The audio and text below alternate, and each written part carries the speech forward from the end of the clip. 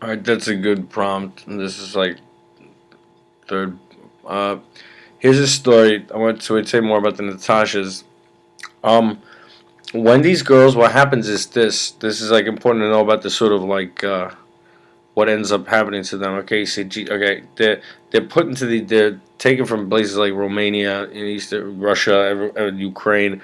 They go into this sex slavery ring. Like I said, the majority of it based in these like sick brothels in Israel. But here's the thing: how do you kidnap? How are they? What happens? Like, here's two things. Okay, what is this? They actually believe they're traveling somewhere. Like they're gonna be that there's overseas jobs as like nannies and stuff like that. Or sometimes it's maybe be a high priced call girl or something like that. What happens is the minute they get to where they go, the minute they get to a certain point, their passports are taken. Okay, so like all their like ID and everything, all they're basically in the sense that just everything's confiscated from them.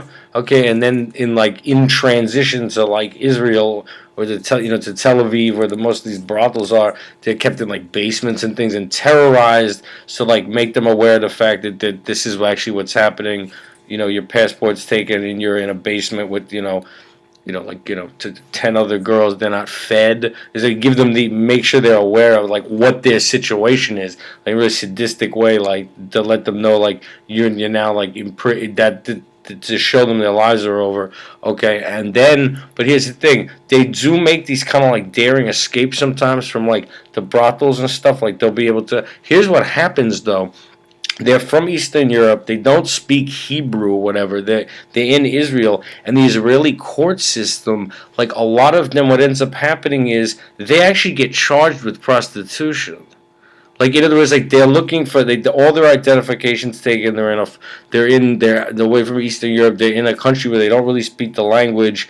Their passports are gone, and they're sitting in a holding cell. And as far as testify, could they like testify against the people who did it?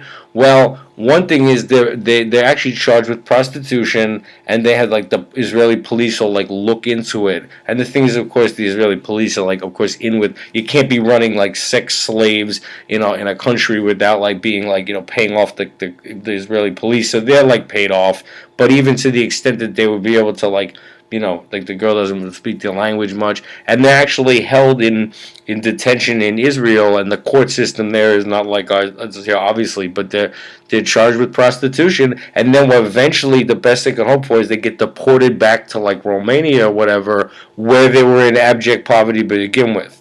So like if it did so, but they're often actually put on trial for prostitution before they're deported after having been a sex slave in Tel Aviv for like, and that means like having to have sex with up to 25 men a day, being intentionally like not like they're intentionally starved to like to make it to they like like can't have no choice. That's and like I mean it's but no, for some reason no one is making anyone aware of it, and Jewish people in the country don't speak out. In our country, don't speak out about the fact that the destination point is Israel, that the global organized crime syndicate is Eastern European Jews.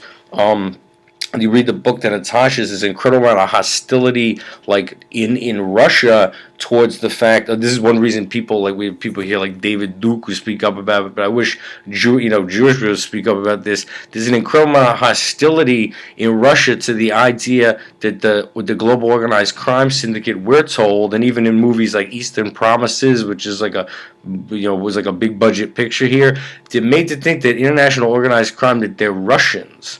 And what they know in Russia is that actually they're not Russians. They're all from all different parts of Eastern Europe, and it's a Jewish. They're Jewish, and that it's one of these things that like it's not Russian organized crime from their standpoint. They say, oh, Russians, no, like this they perceive it correctly as people who are Jewish, and many of whom are from Israel, and they're from all different parts of Eastern Europe. And one reason there's so much hostility is because a lot of them are the same people that were in the communist dictatorships that held them under oppression. These are people who have would have